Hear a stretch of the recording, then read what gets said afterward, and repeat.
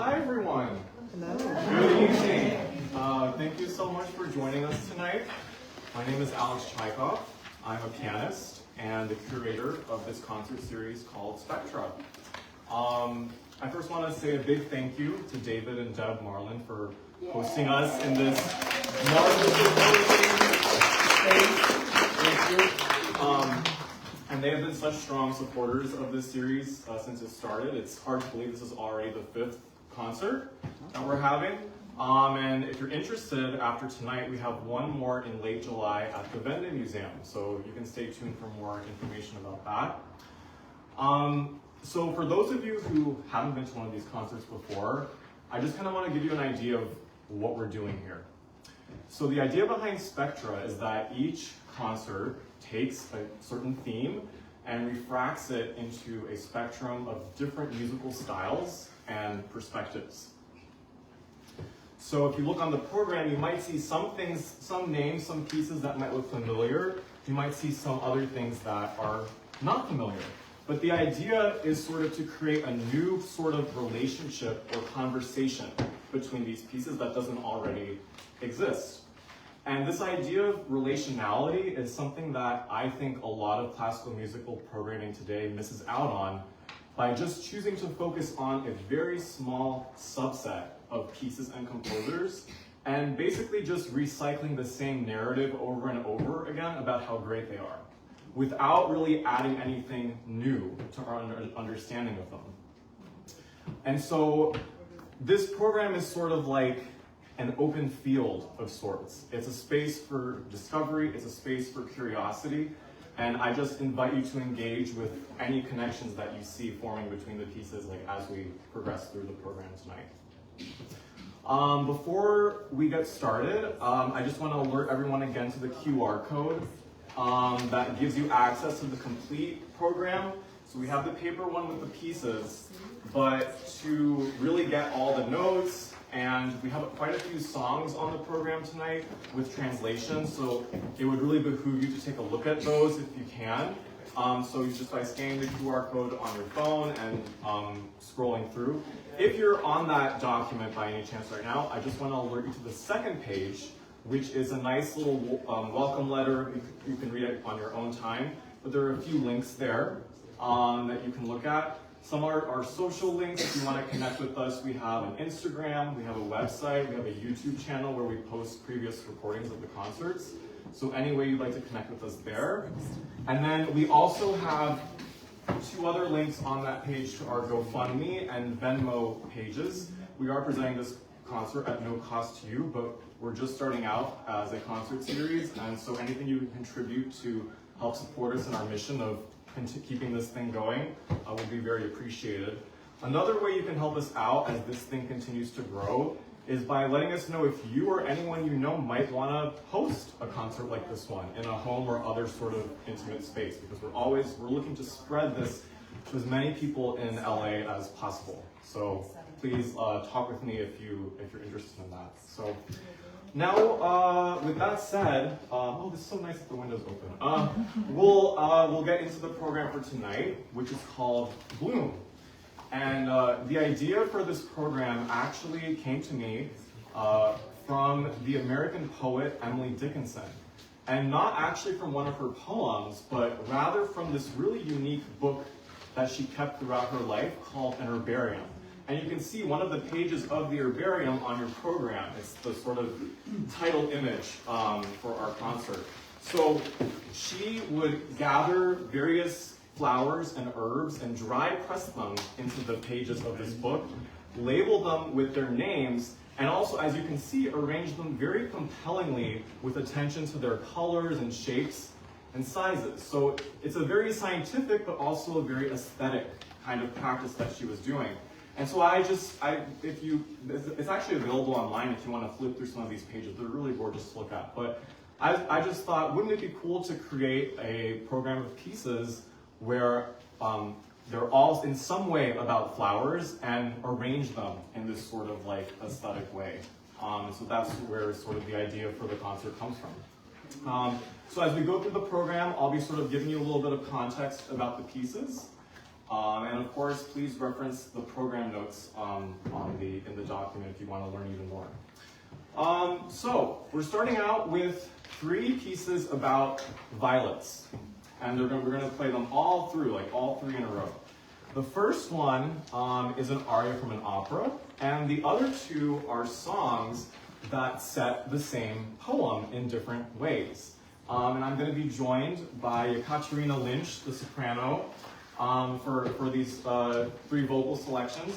I just want to kind of give you a little bit of context about each one. So the aria is from an opera written by the Italian composer Pietro Mascagni. It's from his opera called L'Amico Fritz.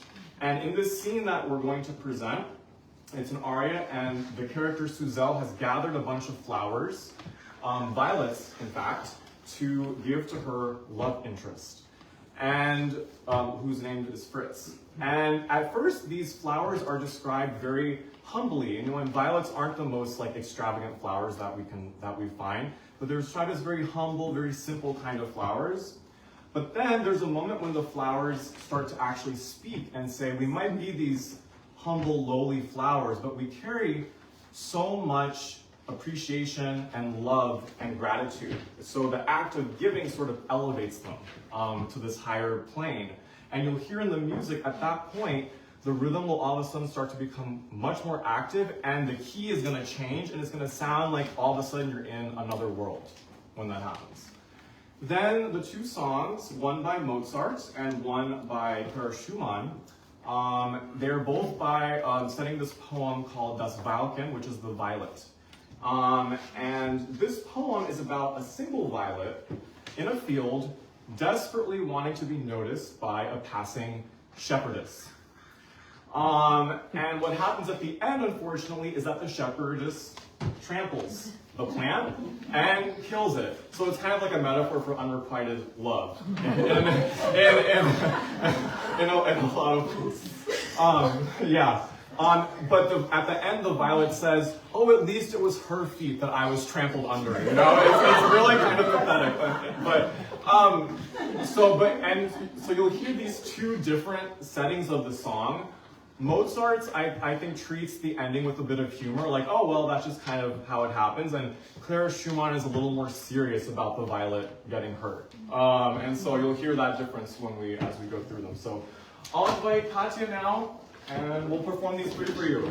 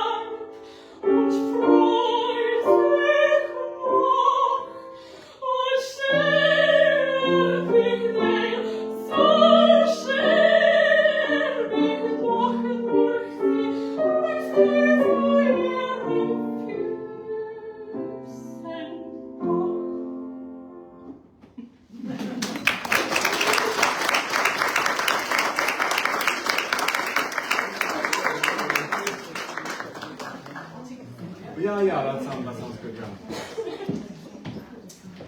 Okay, our next piece is by the American composer Amy Beach. It's a piece for solo piano called From Grandmother's Garden. And there's 5 movements in this piece, and they're each titled after a different kind of flower.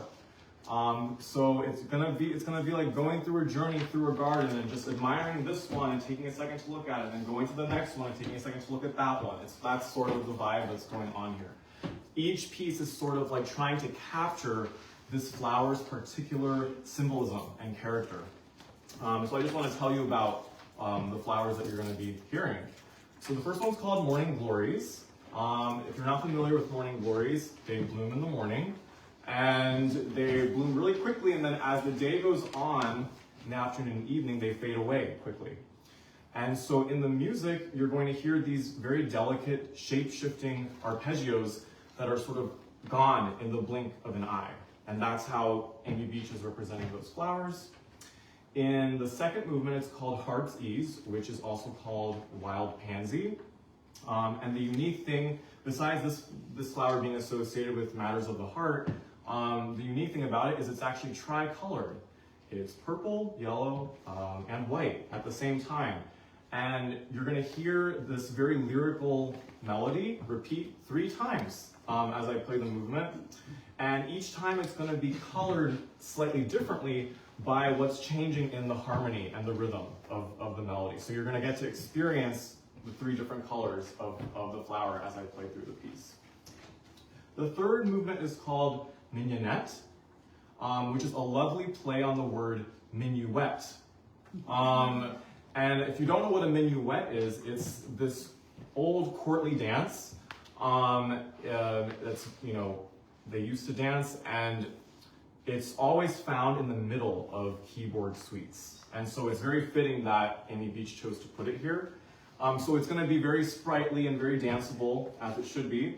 And the flower itself, the mignonette flower, is this tiny, tiny white flower, and they grow on these humongous stalks, like in huge, huge bunches. And so the articulation in this movement is very dry and crisp, and it's sort of trying to capture and punctuate the individual details, I think, of these very, very tiny flowers.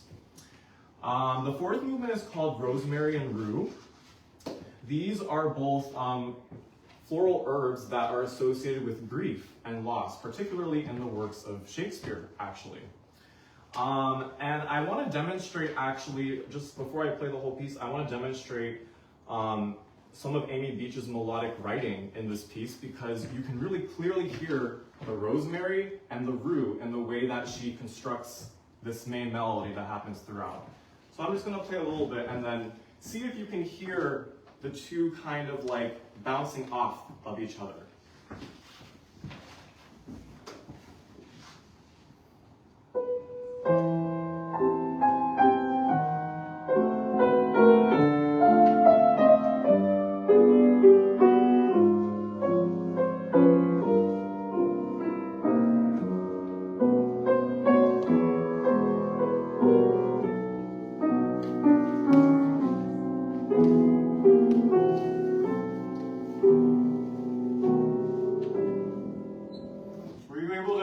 Hear the way that there's like a higher one and sort of like a lower one, and they kind of like copy and they mirror each other a little bit. So that's the rosemary and the rue, and they're sort of descending in this chromatic, uncertain kind of way, and that persists throughout the whole movement, whether it's sort of like in the distant background or whether the emotion is sort of more front-facing. And then the last movement is really, oh yeah, you have a question? What is the rue? Rue, it's a yellow flowering herb. Does anyone have experience with rue at all? I thought it was something like. Oh, well, it is that too. Like, Yeah. It's a baking technique. Yeah. But this rue is spelled R-U-E. Okay. This is R-U. Yeah. So it's another flowering herb, and it's paired with rosemary. Yeah. Mm-hmm. And please, if you actually have questions while I'm talking, I would love to answer them. So don't be shy to ask questions. And then last piece is really fun. It's called honeysuckle. Do people know what honeysuckle is? Yeah. So I grew up in Georgia, and honeysuckle always used to grow like in our backyard. And I remember summer evenings just like sitting on the porch and sipping on that like sweet, sweet nectar. And it has this like really strong aroma to it as well. And it's also very viney. It like twists and turns a lot as it grows. So you're gonna hear those twists and turns as I play, and then that'll be contrasted with slower sections where we can really just kind of sit back and enjoy its aroma, which is beloved by pollinators and humans alike. So this is Amy Beach's From Grandmother's Garden.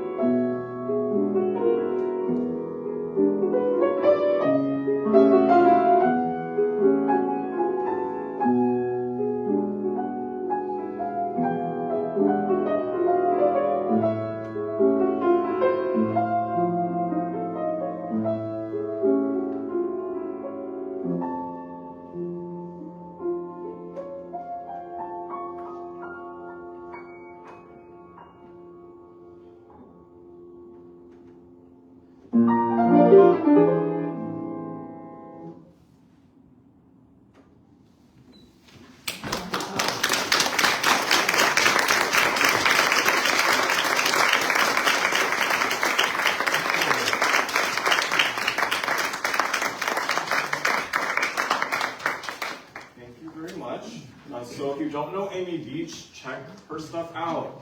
It's really good. Okay, let's see. We now have, to close out the first half, 2 movements from a contemporary composer's song cycle called Love, Loss, and Exile. Hi Carmen, hi Chris. They're going to be joining me for this one.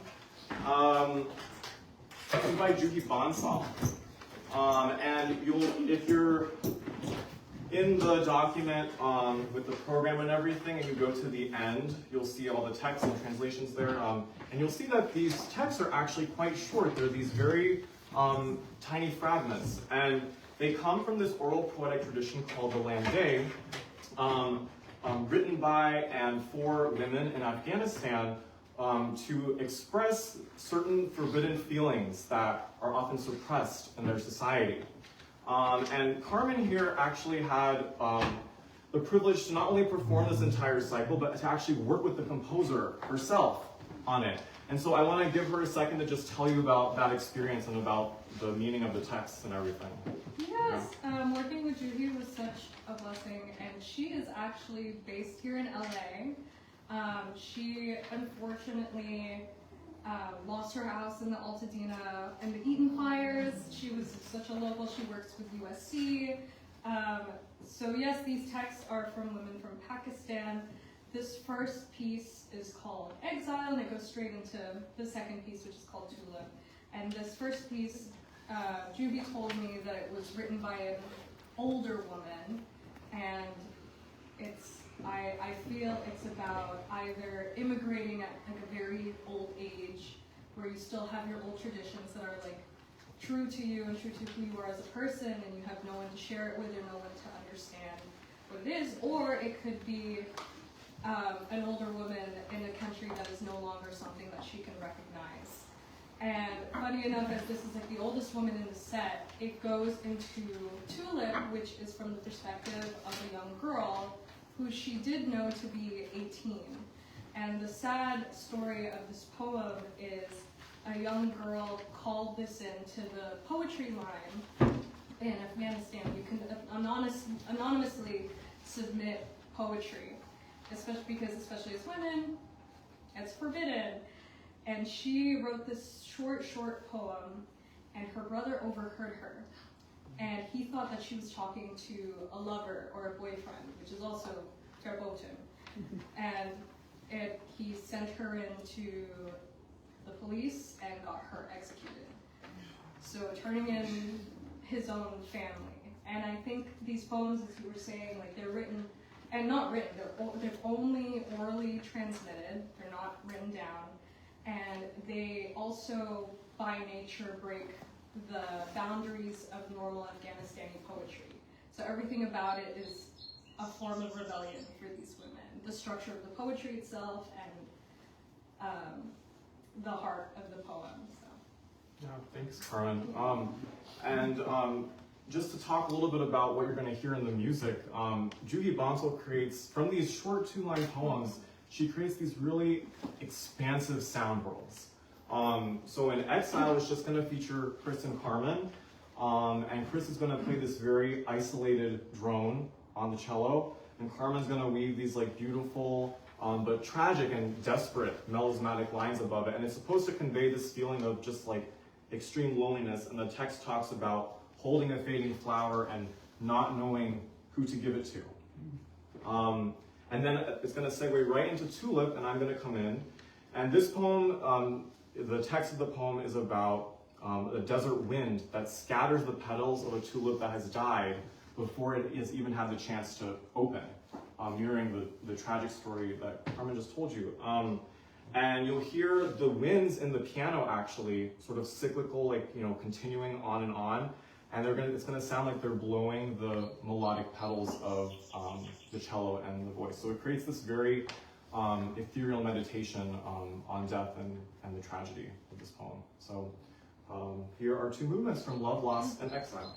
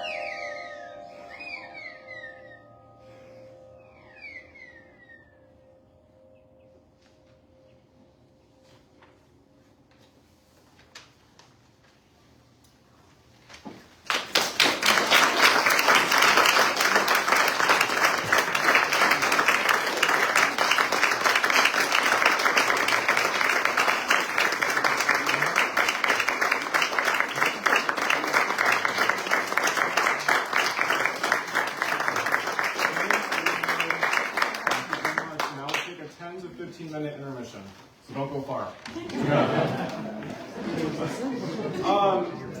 Welcome to the second half. I want to just give you two reminders. One is, again, if you haven't scanned that QR code on the program to see the text and translations, I highly recommend you do it, because we have a lot of songs coming up, a lot of words, and it would be great if you knew what those words meant, well, at least a little bit. I mean, I'll talk a little bit about it, but it's really interesting sometimes to follow along with the text and see how a composer is painting it in music. And then the other thing is, I didn't mention this in my earlier remarks, but for donations, if you don't want to donate online, I hope most of you saw we have a little glass jar over there for cash donations if you want to donate that way. So I just wanted to bring that to your attention if you didn't know that. So we're going with the second half now, and we're starting out with this really cool bouquet of songs by 4 different composers. And these songs are not about specific flowers necessarily, but they more engage with this idea of bloom as a kind of metaphor for life. And so I just kind of want to go through each one and just kind of tell you what the composer is doing a little bit. So the first one is by German composer Johannes Brahms. And this song basically compares a blooming flower to a melody. So when you hear a melody in the present moment, the fragrance is so strong it's right in front of you, but as all things, you know, it fades away with time. And so in this song, you're going to hear the same melody repeated 3 times, and each time it's going to start the same way, but by the end of it, it's going to wander somewhere totally different harmonically. So I encourage you to listen to that. And there's this kind of wonder, I think, in this song about the way that a life or a thought can start from the same seed and branch out into totally different new paths, you know, depending on like circumstances and how it goes. So lots of wonder in this song. The second song by Sergei Prokofiev, Russian composer, is about this magical forest land where flowers bloom eternally. So they're not affected by time. And there's the sense in this song, which is called Follow Me, that you're being pulled down this rabbit hole of stranger and stranger music to get to this very kind of faraway place. That's like unearthly. And by the time you get there, it's like time has stopped and everything is just completely still. The third song is by Finnish composer Kaija Saariaho, and it's the slowest song in this set. And the word I would use to kind of describe the dynamics in this song is equilibrium. So in the poem of this song, which is called Peace, the character in the poem is watching flowers bloom outside of her, but she's also feeling the blooming of peace within her. And there's this sort of like, there's no disconnect between the environment and what she's feeling. It's just this totally organic kind of cyclicality going on. And in the music, you'll hear this because at some points, the vocal and piano lines are indistinguishable from each other. They just weave so beautifully in and out, and they kind of merge in a way into this larger texture. And then the last song is gonna jolt us from that equilibrium. It's by another Finnish composer named Johann Sebastian, and it's called Was It a Dream? And this song really explores the dissonance between an internal desire and external environment. It's about a memory of a very, very strong, passionate love that's sort of being resurrected from the grave. And in the character's experience, they're given a rose by the person that they loved, who's no longer, you know, there anymore for whatever reason. And then she also remembers wildflowers, which become these symbols of like time that has fled or passed on. But the overall sentiment is just, you know, the power of resurrecting these like incredibly strong feelings and just kind of trying to fight time, I think, a little bit. So here are these 4 songs which form a very nice bouquet, and Kaija is going to join me again to sing these. So we're going to perform all 4 in a row. So here we go.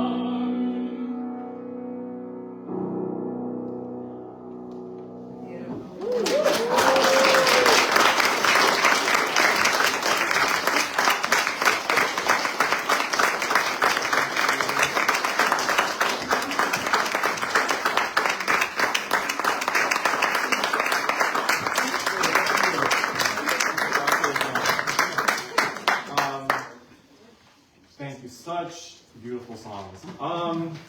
Okay, so now we have a pairing of two pieces that are both for solo instrument. One is going to be a solo cello piece, one's going to be a solo piano piece.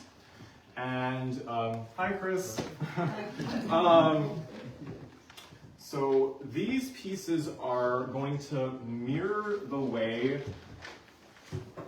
a plant grows from seed to bloom. And what I mean by that is you're going to very clearly hear the way that the opening potential of an idea at the beginning of the piece is realized as the piece progresses. So you're going to clearly hear like certain motifs that reoccur and are transformed into something entirely new by the end. The first of these pieces, which Chris is going to play, is a prelude from Bach's Cello Suite number 6 in D major. So we're going to get some Bach in the house. Yeah! And this piece is just so expansive and sunny and celebratory. And from its opening measures, you can feel it just wanting to reach up, I think, like a flower in the arpeggios you're going to hear. And as it goes on, the cello's full register is sort of like explored and expanded. And the rhythm also accelerates to convey these feelings of just perpetual bloom and growth. And it's a really beautiful tribute to the instrument, so I'm really happy to have Chris here performing it. So here is Bach's Prelude from Cello Suite number 6.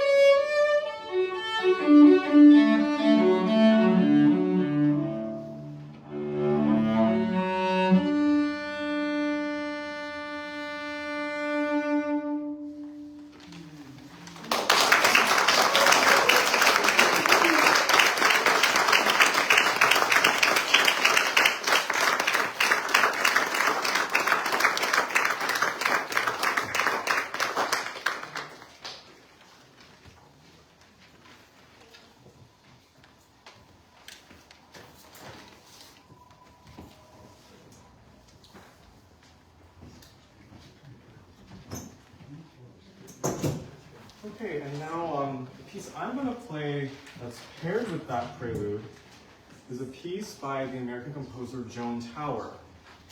And this piece is called Holding a Daisy. And it takes from a line in a poem by John Ashbery. And the summary of this poem is it's basically talking about the way that memory is not just this thing that is unchanging and locked away in the past, but that memory actually transforms as you have new experiences and new ideas about what the past meant, and it's sort of like reinterpreted through your present and your future. And so the simple act of holding a daisy in the present moment is actually, it seems so simple in the moment, but once it enters your memory, it enters this network of all the other experiences that you've ever had in your life, and it becomes a lot more complicated, actually.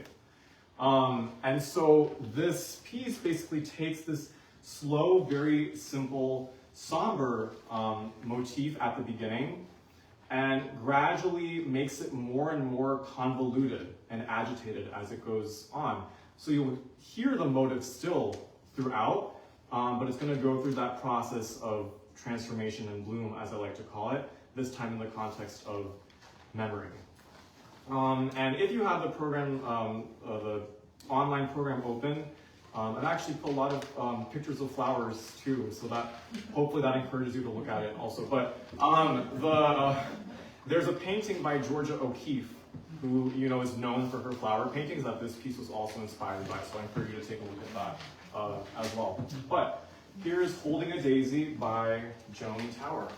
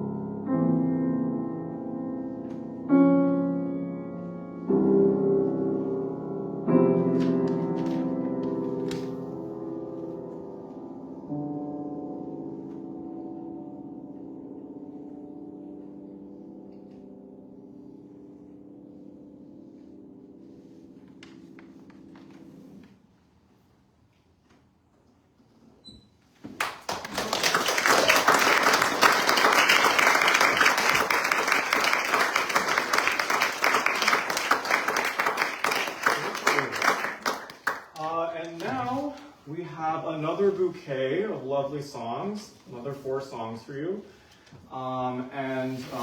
These 4 are actually about specific flowers and certain stories that, or legends that surround them. So I just want to tell you a little bit about each one. And I'm going to be joined by Carmen again to perform these. Hi, Carmen. So the first one is by the French composer Lily Boulanger, and it translates to reflections. And so it's set at night, the moonlight is shining into this body of water and illuminating the lilies that are on the surface and their reflections. And as it goes on, sort of you're watching the image, and reality is sort of getting distorted in a way by looking at the reflections rather than at the actual things themselves.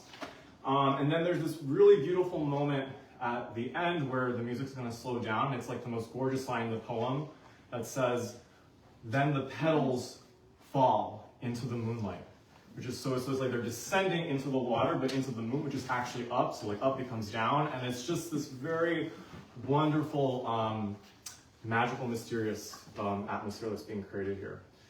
And then the second song, actually the remaining 3 I want to point out are all by African American composers.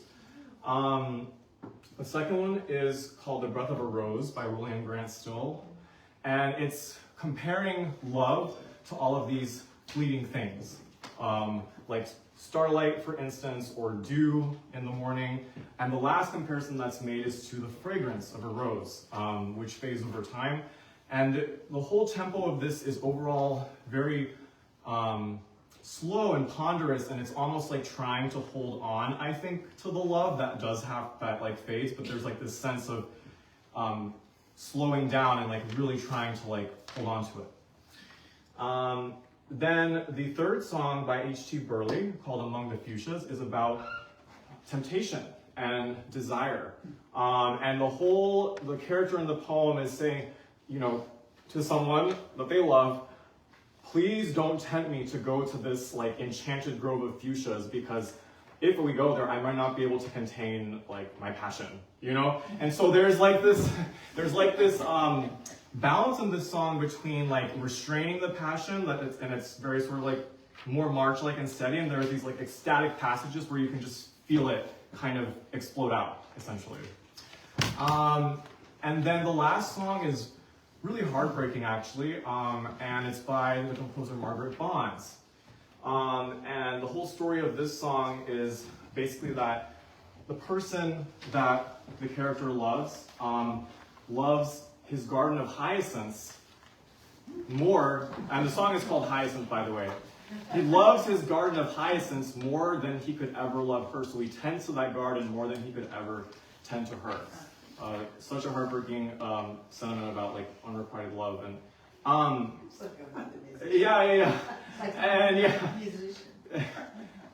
and so most of the song, that song is very much just wallowing in a kind of somberness. But there's a really interesting image in the poem about mice teeth gnawing at the hyacinths in the same way that the indifference is gnawing at her heart. And when this image comes in, it's like this burst of anger just like comes out of nowhere, and it becomes the central emotion, actually, and the motivator like of the song, I think. It's that moment. And then it goes back into the somberness like at the end to close out. But here's this next bouquet of 4 songs. Oh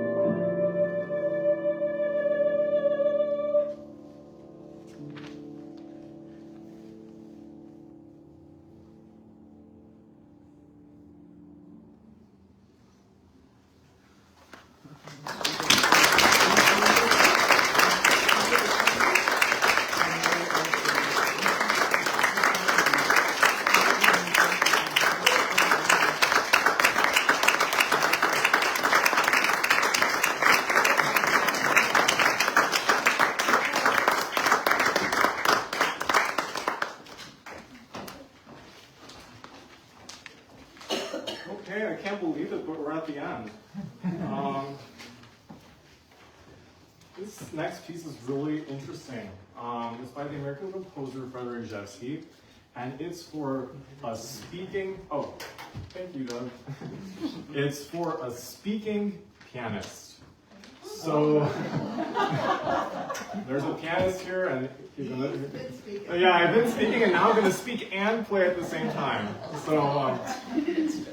So it's basically, it's a recitation of a passage in a Charles Dickens novel set to music.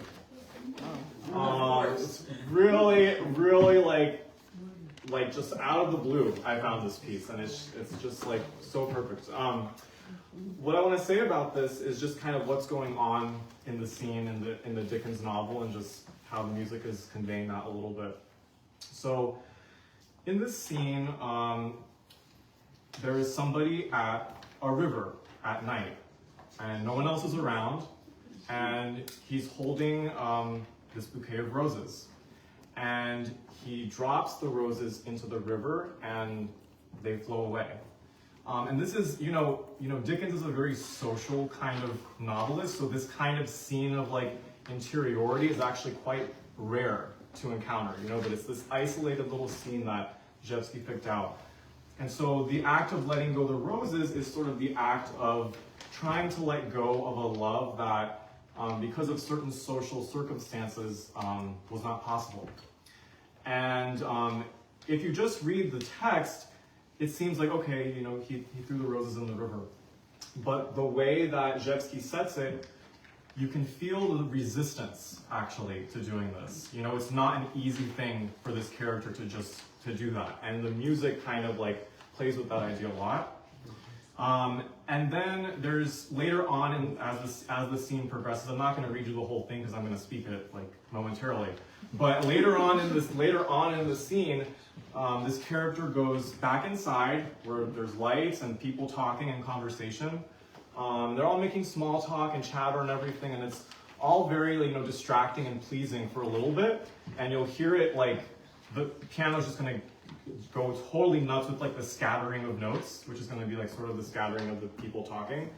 And then it just gets more and more distorted and like frenzied. And then all of a sudden you're pulled back into that interior strife that's actually going on with this character that you don't really see on the surface of the text. But because we have music, it's like enabling us to kind of peek underneath and what's going on with the character's psyche.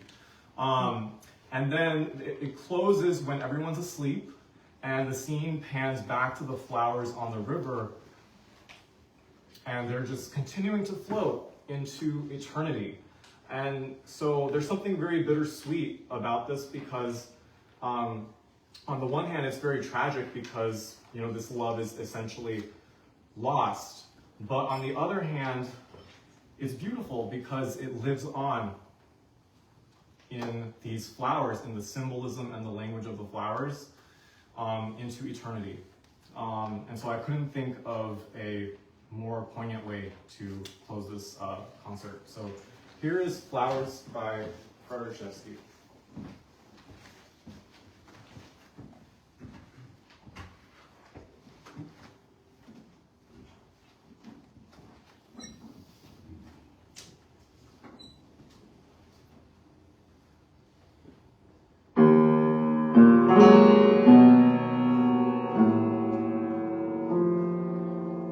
Left alone.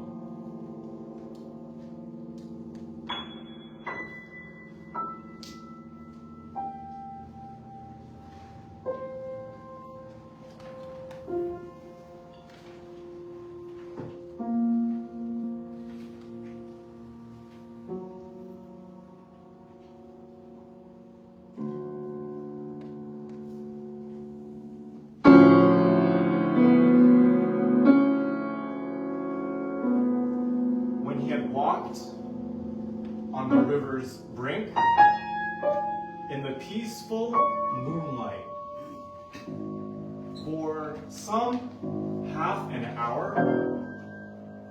He put his hand in his breast and tenderly took out the handful of roses. Perhaps to his heart. Perhaps he put them to his lips. But certainly he bent down on the shore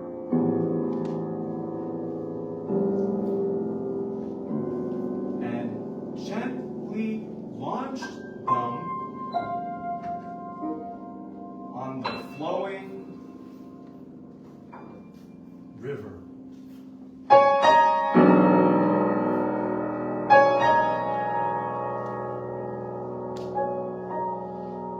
Pale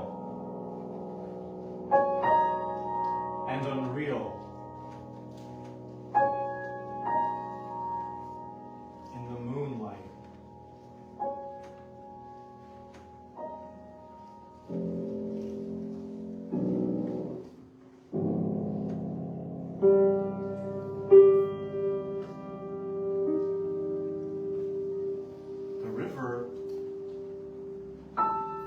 Floated them away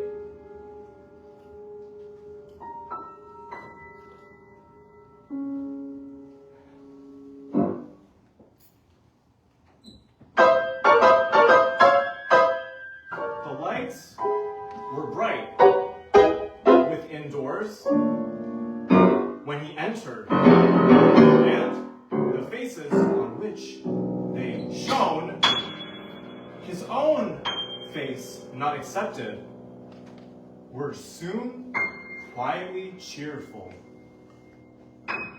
They talked of many subjects.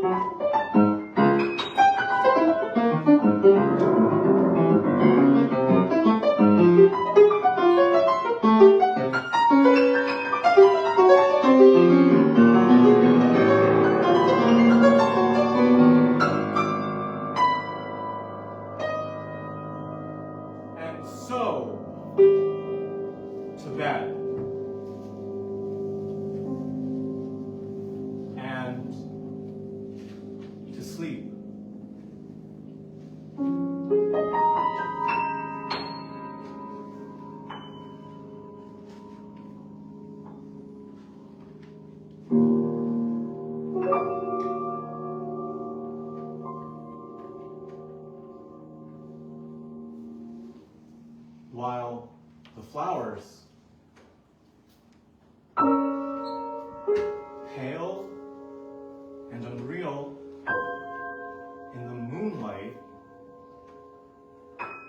floated away upon the river.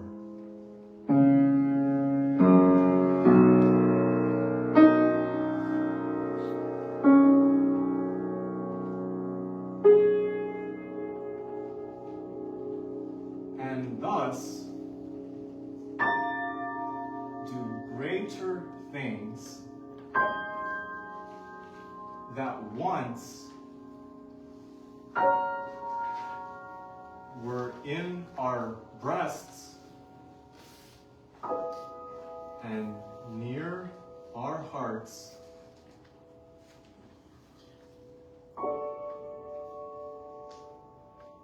flow from us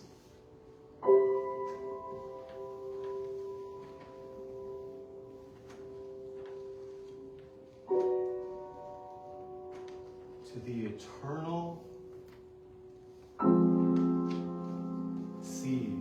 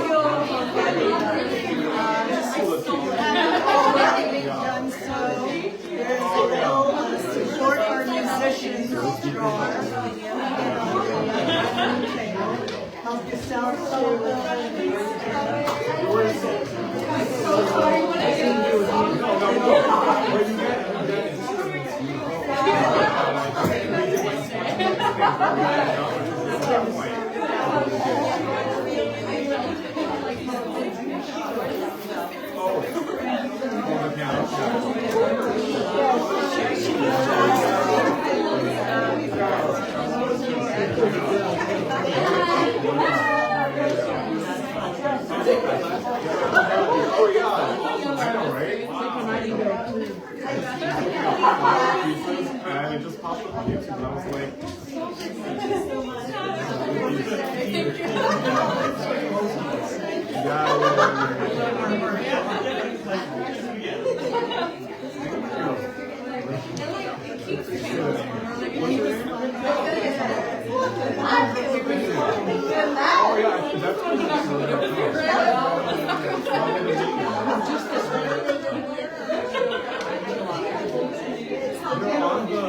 if you scan the QR code, so yeah, if you go, if you find a way to scan that, you'll see like all the bios and that's all that.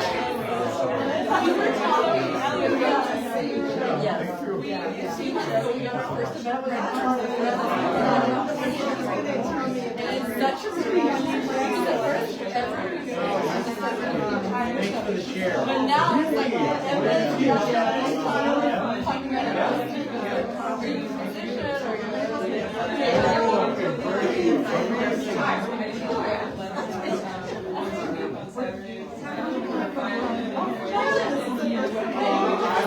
was at UCLA for my doctorate, and I met two of these folks from there, and then Chris I met because we played together on another concert.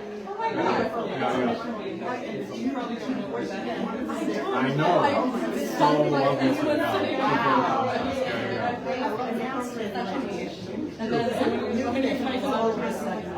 It is a lot of time, yeah. And arranging it and ordering and all of that, so it's very meticulous. Yeah. Thank you so much. I hope to see that more. Yes, please. Thank you. Thank you so much.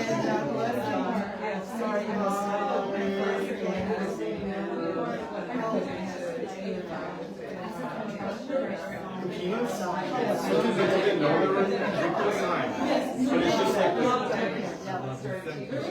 I'm sorry, I couldn't have like, yeah.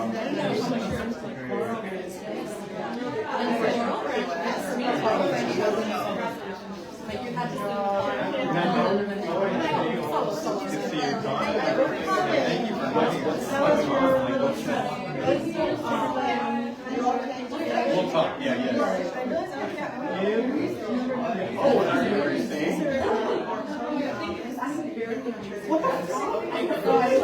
Thank you. How did you get that opportunity?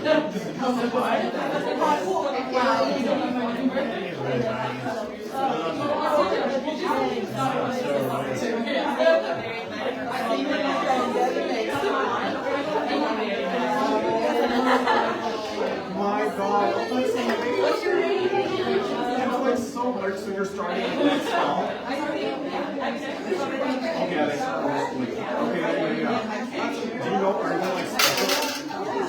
Are you going to specialize in something? Or are you like...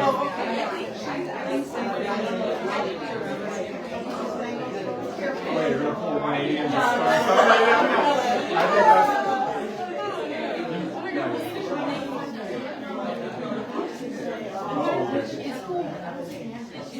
I think that's...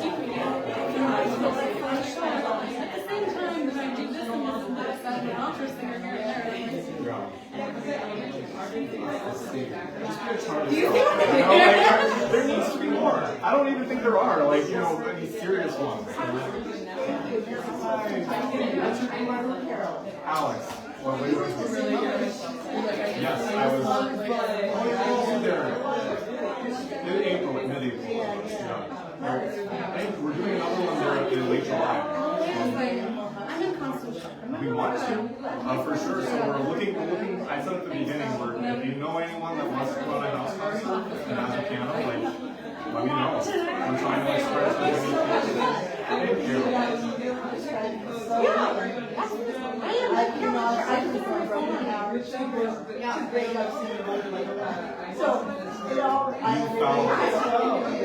That's great. And it was just wonderful.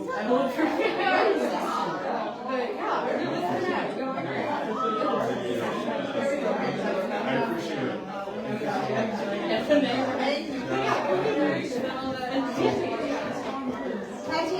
You know, that thought actually came to mind, but I think that song is just better when it goes out the piano. Never felt like why, you know, like, yeah, it's just instrumental, I feel like lends itself to that particular, you know, so, but, if I was thinking, I didn't want to, if I did that, I would want to sing, like, I don't want to sing. I don't want to make them, like, sing, like, you know, so, like, it would just be, like, weird, you know, so, but, it was in my mind, so you were in my mind, yeah, so it's great, but, oh my gosh, like, posters of all that, and, like, you know, like, that's what was so, like, kind of seen it, I think. If you like this, I'm still figuring out exactly what to say for that one, but I'll send you the invite. But, thanks again for just, like, you know, supporting me.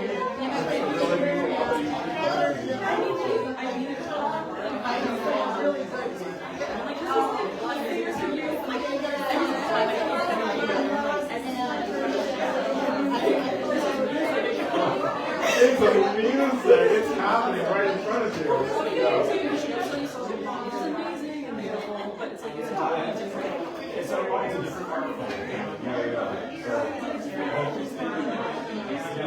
they perform live, it's not the same, you know, kind of thing. But so. Yeah, okay. Did you try any stuff that I made? I did. I'm fearful that I made. Oh, for this. Got you. Next time. Yeah. Okay. Well, love it to in July, and really congrats on that. Yes. Anytime. Okay. All right. Bye.